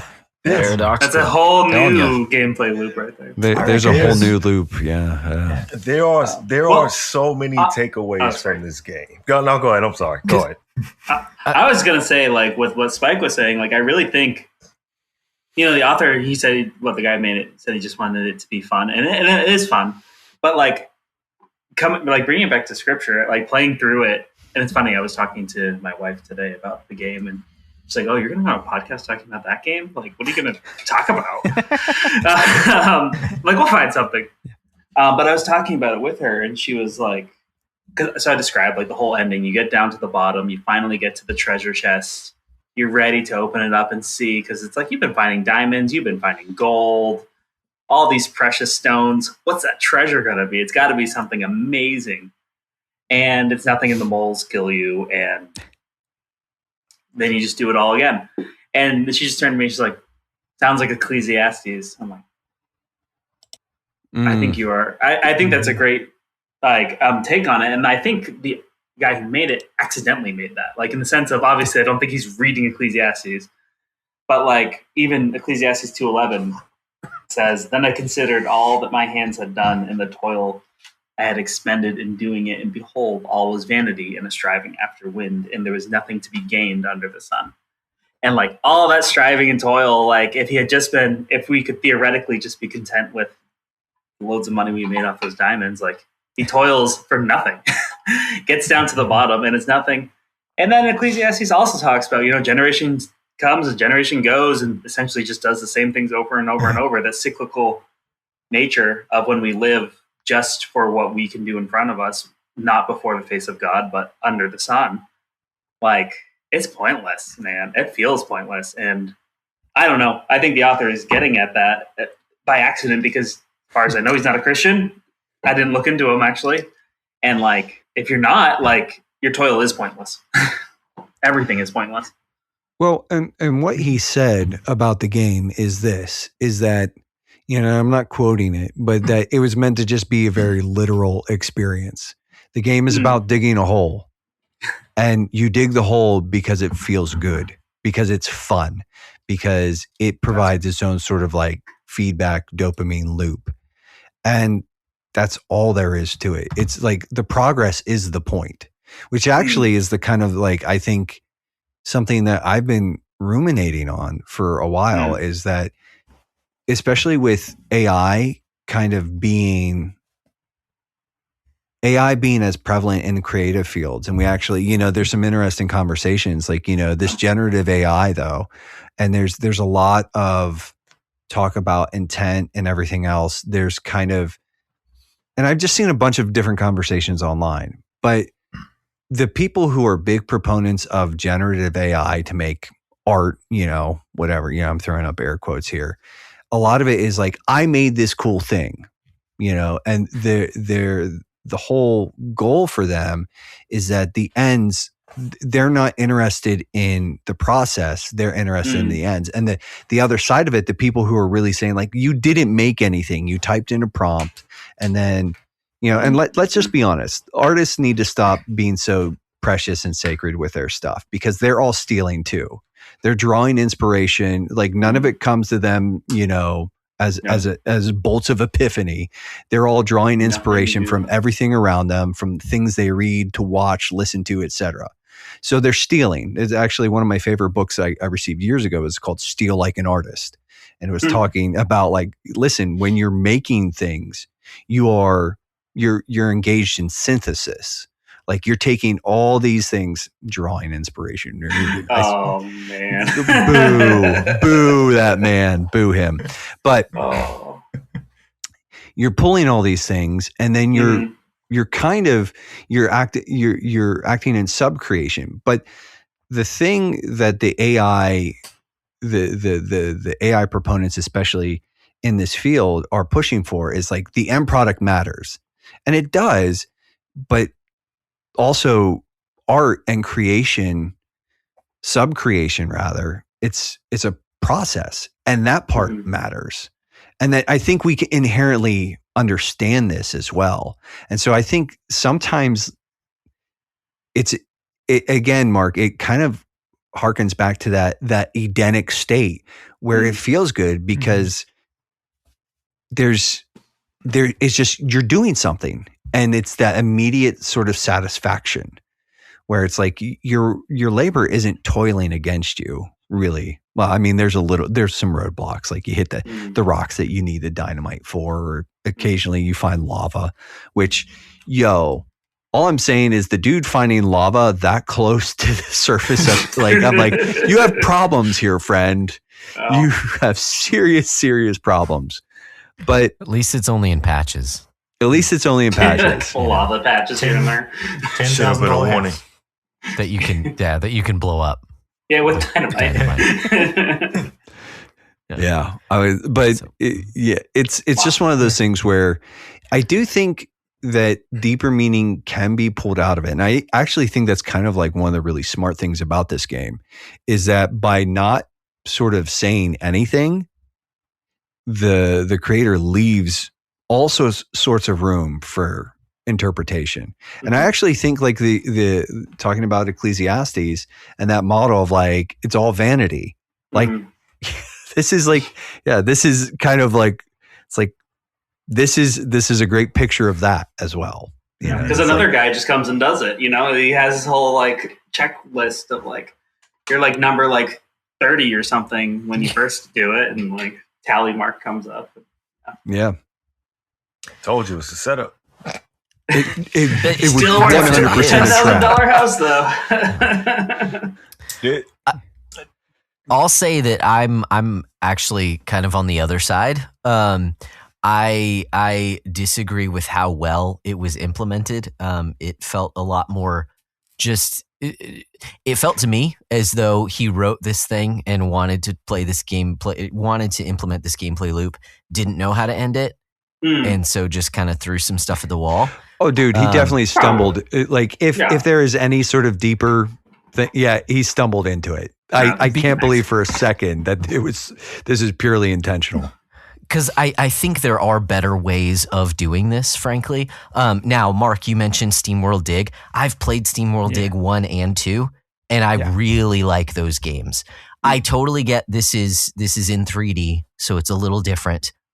But I feel like SteamWorld Dig are just better in many different ways. They're longer game. The first one's like 3 hours, so maybe twice as long as this game. So I would highly recommend those games over this one as well. Not saying that I dislike this game, because I did, like has been said, I did enjoy the loop. But I don't think it felt to me as though he just painted himself into a corner and didn't know how to end it. Because why then would you say that, there's this secret treasure? I can say, on the other hand, I do appreciate that he didn't try to be overly clever and rub your nose in it like, you were just doing this for a treasure chest. And there's, like a Jack in the Box just pointing and laughing at you. This was called a game about digging a hole and you wasted your time. Like some games like actively antagonize you. You mentioned, Spike, about like an anti-joke. There are some anti-jokes that actively like antagonize you for paying attention. Whereas this, I am glad that it didn't do that, because I was like nervous, especially Dave, I think you mentioned it earlier, like you're digging up diamonds and like stuff that's clearly super valuable. So like, what even could this be? Right. And then it turns out to be, whether it was the moles who did it and in cahoots with whoever's selling the I don't know. I don't know who did it, but the fact who's filling the hole each time, who knows? Yeah. I don't know. I don't really care. And so like while I enjoy these conversations as well into what does it teach us, I think, like you said, it's more of a mirror, or at least we're kind of like searching for meaning. We're reading into it. Yes. Yeah. And again, 100%. These are good conversations to have as we learn these things about ourselves or reconsider these things about ourselves. But I don't think it's the game is saying that. I think it's our reactions to the game. I think it's very clearly not the game itself. So, I'm just on the other side. So it feels a little bit like navel gazing when you go while I also recognize like these are some good conversations to have. The last point I'll make is that I wanted to continue down Porch's, for lack of a better term, kind of rabbit hole there. And I think what you're talking about, Porcho, is actually quantum happiness. Because you're happy that you've purchased the game, that you've played the game. But once you open that box and see what's inside, then your happiness disappears. So it actually is there until you observe it. And then it's actually, I think that's what this game is about. And then as soon as you stop paying attention to whether you're happy or not, you realize you're happy again. Yes. Your dissatisfaction is based purely on how much attention you're sort of giving it, which is also pretty interesting about like just a pretty interesting insight about life in general. Life is more than just there are so many I think interpretations that you can take with this game. Sure. And so some of you already covered some of them. So Porch, like, hey, you're happy you spent the $5, and then you realize like, oh, this can't buy you happiness. The other thing I was thinking about, so immediately when I started the game, my first thought was Matthew 13:44, and then the kingdom of heaven is like a treasure that a man discovered hidden in the field. And then I realized, well, I mean, you don't really discover the treasure. It's just hey, here's a house for $10,000, and hey, there's a treasure. Red flags all over the place. But so there's that. Then there's I think I saw someone online say it's like the meaning, the endless meaninglessness of life. You're grinding, you're digging, and there's nothing at the end. Which is, pretty, if you take that to its, take that seriously to its logical conclusion, it's pretty grim. Which actually we haven't talked about the ending yet, but, there was one more I had on the tip of my tongue. Oh yeah. You could also look at it as, you're digging a hole and you're spoiler territory. You're literally digging your own grave. So,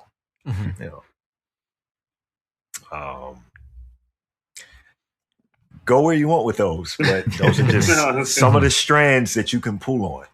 Yep. Sure. Pick your own meaning. Yeah, there you go. All right, postmodern. Right. Right. Yeah. Whatever you feel like it means today. Whatever it means. How do you feel about it? With saying you're digging your own grave, right? There's so many things you can say about this game that if you say it out loud, you sound like you're using a metaphor describing something else. Like, just keep digging until you uncover, more secrets and more treasure. That you sound like you're describing something else, but you're literally talking about what you're doing in this game. And that happens on so many levels. No pun intended that time. I wish it was. But it's just it's hilarious to me how much there can be so much pulled out of something that I'm kind of leaning towards what Josh is saying. I don't think it was intended, but there's still so much to pull out. It's hilarious. We probably talked about it longer than it took them to make it. Well, it took him 2 weeks. Oh, 2 weeks. Okay. There's been a few episodes that long. Yeah. What I want to note too is like this is a game that is like, well, for one, no, I agree with Josh. It's not as good as SteamWorld Dig 1 or 2. Like it did have a weird, profound impact on me because it did impact how I appreciated loops. In the sense of like, I don't think he meant to do this. I don't think it really was like, it's not even mean spirited, but it is, I think Spike's with it too. Like it is kind of a joke. It feels like a 2-hour setup to a joke and you're the punchline. And that might be giving him way too much credit. Might be giving the developer too much credit with it. But it did kind of, for me, I had this semi-existential crisis around video games, like of just like, wait, so why was I playing this? Like, was I having fun? Or was I doing the job of someone who's supposed to be having fun doing this? And it's like, ultimately, I still had fun. Like I still enjoyed my time. And that's kind of why he made the game. Because the loop is still satisfying. And like, but it did also, at the same time, I struggle with it because it made me hunger for more out of games. Like I don't really know what more means. Like if I love a good loop, but like what's the extra context or setting or the why in a game that I'm like looking for? And I don't know if that is, I don't even know if that's like fair to ask for, but I played Pikmin 4 right after this game. And I think this game negatively impacted my experience with Pikmin 4. Like I still love Pikmin 4 because Pikmin 4 has an incredible gameplay loop. Like, but it's also the narrative Pikmin 4 is pretty paper thin. It's rightfully so. It is serving the gameplay loop of Pikmin. So it didn't have to be that much of a narrative. And it's like, I don't even think I'm looking for narrative to fill that hole of like, what am I missing here? Like that the gameplay loop can't quite stretch out this much.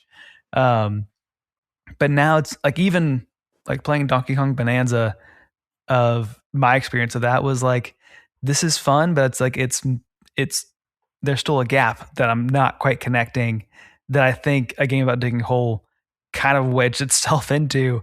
And again, like none of that is even like the point of the game. I don't think he's trying to poke fun at gameplay loops of making a good gameplay loop. I think you just make it good gameplay loop.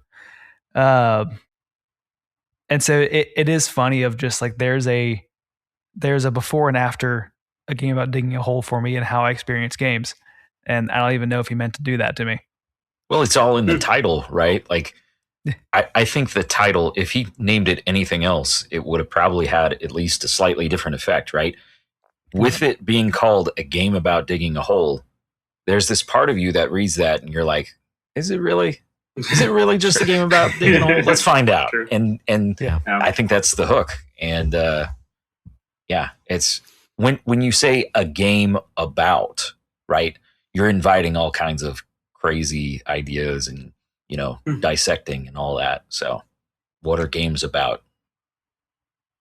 So, yeah. Well, and I just think it's really interesting, Mark, too, because I think in a lot of ways, just historically, you have been pretty loop oriented. Mm-hmm. And this one, for the first time, I think it's kind of actually really funny that this one kind of poked you in the eye a little bit. And you're like, I want a little bit more. Like the loop is no longer as satisfying. And if you're not careful, what I'm going to say is you're just going to become like me, perpetually dissatisfied, because nothing will ever say anything really as and again though, or even worse, you'll become a JRPG fan. Yeah, be careful. I got a long ways there. No danger there. Don't worry. I think it is interesting. Yeah. I think, like I said, I would largely agree that I do think there were some intentional decisions that sort of helped Cyberwave stumble into something that's probably a little bit more profound than they anticipated. I think the fact that like, hey, there is no official lore. It's literally just a game about digging a hole. Mm-hmm. And then sort of seeding again, like the little bits and pieces that like hint at a bigger mystery without there really being a bigger mystery. And I just think even though the ending sure wasn't, the ending's like, can we just like, let's just take a brief pause here. And like, let's talk about the ending. Is you get to the bottom, your lights don't work, you can't employ dynamite, and your stuff just doesn't work anymore. I think except your jetpack. Like you can use your jetpack to shoot out the hole. You can't use your jetpack. Oh, so not once you're in the tunnel. Yeah. Once you're in the tunnel, you're out. Like you can run. That's it. So you can run. Becomes a survival horror game. And it does. My 3-year-old did not like that part. And you kind of go through the tunnel, you hear the grunting, and there's this giant polygonal rat mole thing. And if it sees you, it will chase you down and kill you. It's got red eyes. It's got red eyes. So. Demonic red eyes. Yeah. There was like 2 rooms where you had like the first room you had to dodge 1, and then the second room I had to dodge 2. Mm-hmm. And you run down and you find the treasure chest, and it's like, and then you open it up and it's empty, and then you turn around and the 3 moles have basically, they've cornered you. Yeah. And then you die, and Dave, you said it. It's like you get the game just sort of starts over again, and that opening scene starts again, and it shows the same thing. Guy putting up a sign, house for $10,000, and he's holding a clipboard, and he puts another tally off, and then as he drives away in this truck, it sort of shows the license plate, and part of the license plate decal, there's a little mole. Yeah. Like hanging out of it. So it's and that's why I said it's a setup. They got a whole operation going on. Yeah. Okay. You're just the next victim. But how is this guy related to the mole? Question. He's a mole person. He's a mole man. Mole man. There you go. Yeah. That's I don't know. Who's filling the holes? That's the part of it. Just but anyways, sort of going back to what I was saying though is I think the fact that he didn't ascribe a whole lot of meaning or try to get too clever actually opens it up to become a pretty interesting mirror. And again, I think there's lots of interesting reads that you can get out of this material, but also like don't take it too seriously, like. Yeah. Because even when you said that you have to dodge the moles, like I think you're being very liberal with your use of the term dodge. Yeah, you have to outrun it. Yeah, there is like a pillar that you just walk around the other side and hope that they don't see you. Like it is. Dude, I saw the moles like, listen, I was like, no, this became like a stealth game for me where I was like, I was very much like we're going to like avoid their field of vision, and like sneak around them. Did anybody else say to themselves, oh, I'm good, I got a drill? Dude, for real, I was really mad. I was ready to throw dynamite at them. That was my plan. So no, yeah. The first time I made it down there, I heard the grunts and everything, just like and I saw the backside of the creature, and so I approached slowly because I know what's going on. This is different. Like, oh, what are they doing? And then it turns around. I see the red demonic eyes. I'm thinking to myself, like, I thought I was drill good. You know what I'm saying? I got to drill. Son, what you gonna do? And then he lunges toward me, and then instantly my screen goes black. I'm like, oh, yeah, this isn't going to work. And then I tried to throw dynamite, and it was like, dynamite does not work down here. I was like, how does dynamite not work down here? Because you're the moles must have been supplying it all somehow. Yeah, but I really struggled with the last little bit because I forgot with the sprint button. Yeah, I could not get past the moles. And it's like, oh, you can run faster. That makes it a lot easier. Yeah, that'd be such a challenge. I was a little, I don't know. To me, it was like, okay, this kind of destroys the whole gameplay loop in and of itself. Like, speaking of loop, I'm like, this is nothing like anything else we've been doing the rest of the game. I actually got a little annoyed. I'm like, why are they throwing this at me at the end? I don't know. Yeah. I didn't like the helplessness because there's a whole horrible feeling of like wanting to turn around and see how close that mole is, but I just really need to try and find this treasure chest. I only played it briefly because I gave up because I was too scared, but I played that Resident Evil 7 and you're stuck in that horrible house, got no weapons, you're helpless, and you're just avoiding this madman. And it kind of reminded me of that a little bit, like totally different, but just the whole helpless feelings. Like, I just want to get out of here. That's why I like Resident Evil 4. Yeah, RE4 is a lot better. You can just roundhouse kick. Yeah. That's how you deal with your problems. Yeah, exactly. Still intense, but you just get to roundhouse kick people. And the moles are huge. Yeah, those are not, they're definitely Nephilim moles. Probably eating all the people. I do think there is a clever subversion of expectation with it, actually, of like, you go to one room, there's one mole. You go to the second room, there's two moles. And you think, all right, that's the final little bit. I got to get past 3 moles next time. And you just walk in this giant room where there's just the treasure chest. And you think, all right, the 3 moles are going to pop out. At any point, I got to get past them. And you just get to the treasure chest. And then it's like, then it does the ending cutscene. And then there's the 3 moles. Mm-hmm. So like it still lands in this like 3 final moles progression, but you can't get it. That tickled me the more I thought about it after I'd pulled myself together again.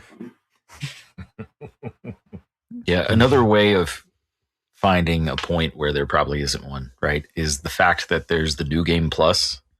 Like, you as the player know at this point what you're doing this for.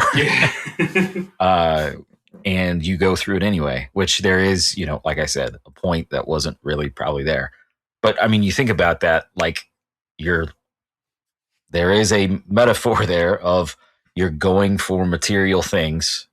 You know that leads to death, but you're still going for those material things. There is there's something to be pulled there again. Wow. And if you want to take it a step further, you don't get any of your trophies or achievements until the second playthrough. Yeah, that's true. I thought that was so weird. Hey, more material chasing. Yeah. There you go. Getting your treasures in heaven. Well, did any of you guys find any of the keys? No. Yeah. I found one, and I'm gonna go back and I'm gonna find that. Like, I'm gonna in the original save file, I'm gonna find the second one because I found that there's that lockbox in your garage or whatever. Mm-hmm. It's got. I was like, ooh, what's in here? So even there, the curiosity as the primary, like, curiosity is the point of the game. Yeah. It's like, So like- I'm on the other side of you with this because I the bits and pieces that I researched of other stuff you could do in the game. I was like, cool. I already played the game. I don't care. Like I've already seen the ending. Like I don't want to go back, even though I enjoy the loop. Like there's no point. I've already beaten the game. Like I don't need to squeeze anything more out of this. So it's funny. You are a killer of fun. Well, it's also the way we play. Why are you the way It's interesting to me too because like Mark, you're talking about your reaction to. I totally get where you're coming from, and I think it's a really interesting perspective of wrestling with, did I actually like this, and what am I expecting, and questions like that. Whereas I just hold those tensions, and where I come to is I did enjoy my time with the game, but I was dissatisfied, and so how then could it have been better? Does that make sense? Like, from a writing perspective, he could have done this. While again, like I want to give him credit that he didn't rub it in my face. I do think ultimately it was kind of a joke. It was kind of like, he painted himself into a corner. There's really nothing in there. It's the Pulp Fiction, the orange glow from the box kind of a thing. There's not really, it's a, what is that called? Not a mulligan, but the thing, MacGuffin. A MacGuffin. The MacGuffin. There you go. Yeah, the MacGuffin. Like that's all that it was type deal. And I kind of hold those things, and so like that's what this game is to me.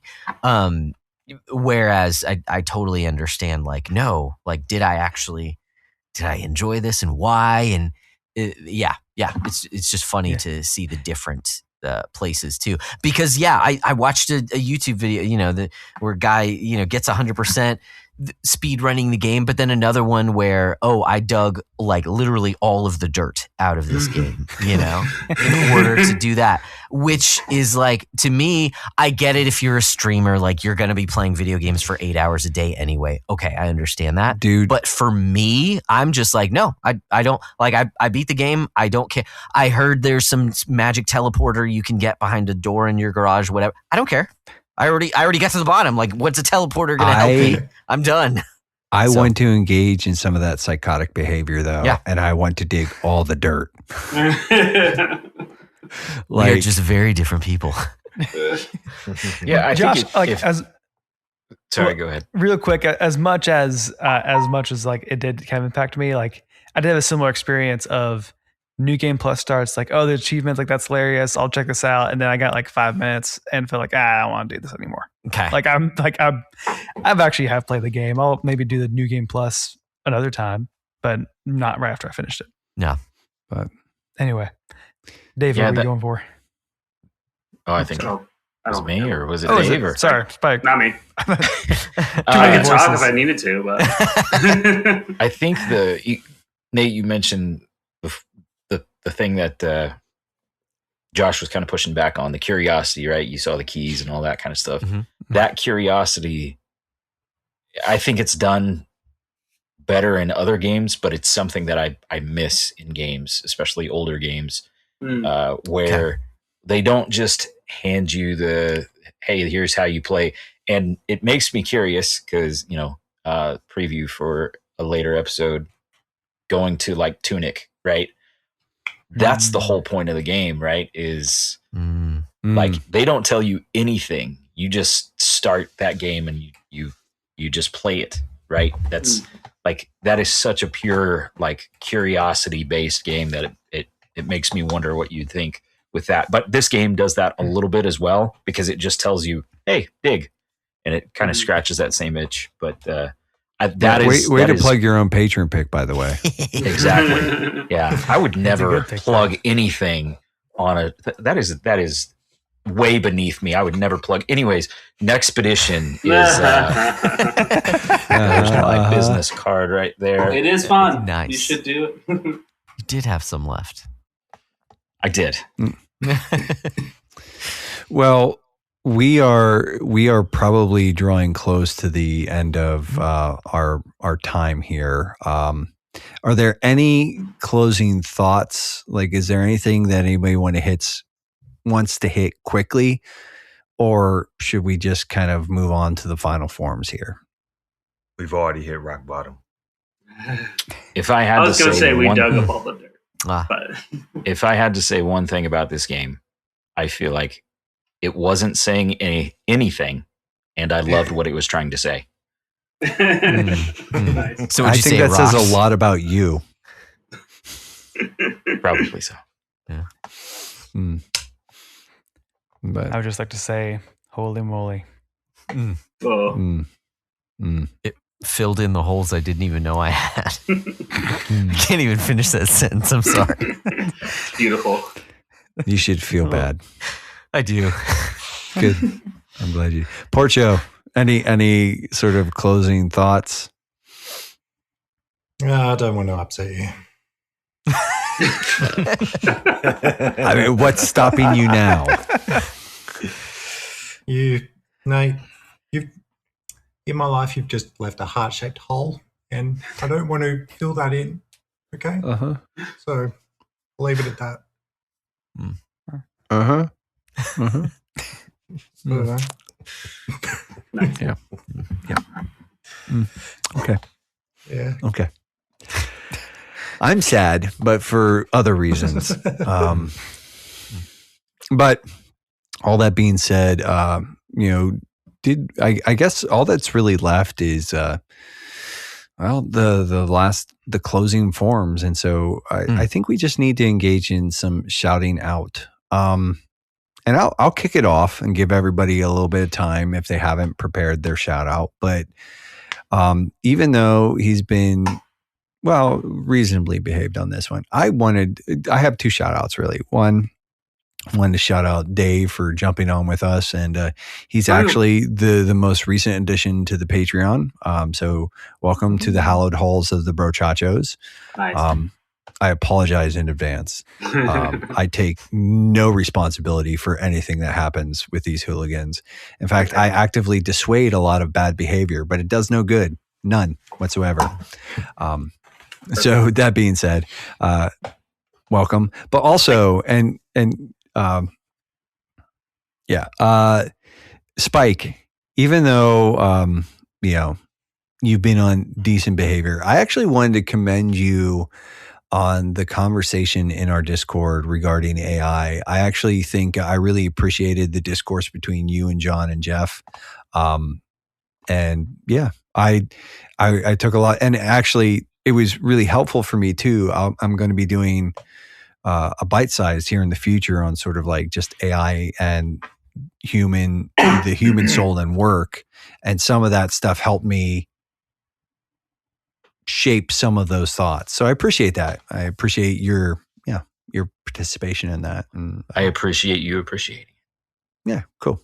I appreciate you appreciating me, appreciating you. Yes. I appreciate, and I'm not going No. I wanted to see if we could get that bit one more chain down the line. But, I'm glad somebody had some sense there. But yeah, well done. Well done. But Thank you.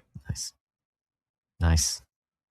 I guess I'm supposed to do some shout outs now. You just if you want, I mean, that's normally how this goes. Like one of us gives a shout out, the other gives a shout out. But I mean, so the shout out that I had is someone here in this room with us, and then I had another shout out because of something I listened to earlier today, which is another person. Like literally, I've got shout outs for everyone here, but not you, Nate, not you, because you're just a co-host. We're here. But like you mentioned, I'm just a guy. you're just a guy digging a hole. It would be beneath me to shout you out. So, Dave, thanks for joining. Like you said, the hallowed halls of the patrons. Really appreciate you. So shout out to you, sir. Mark, shout outs on 4 years of quick play. Congratulations, man. That's awesome. Stoked for the future as well. Porcho, hey, shout out to you and your lovely daughter. I didn't realize it was her birthday, so thank you and happy birthday, Lou. Yeah, Thanks. and shout outs to your wife as well that you're able to even be here, and she's not too annoyed.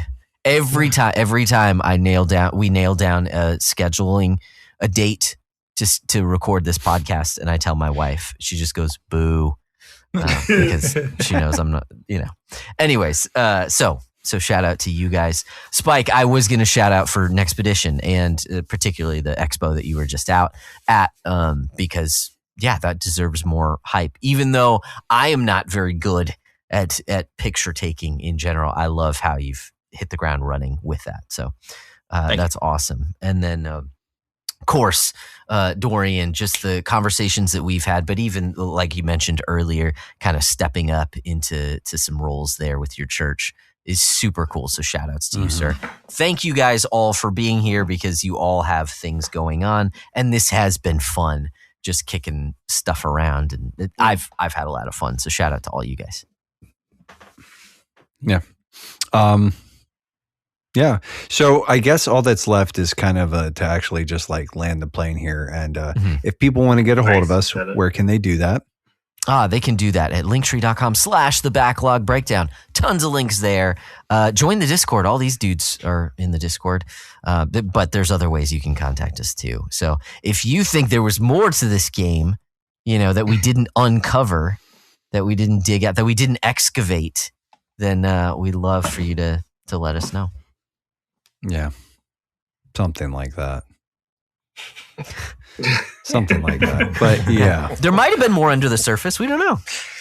Well, I think we have done enough damage here. And until next time, what should they do? Keep beating down your backlogs and digging holes and whatever it is you do. And we'll keep breaking down the benefits.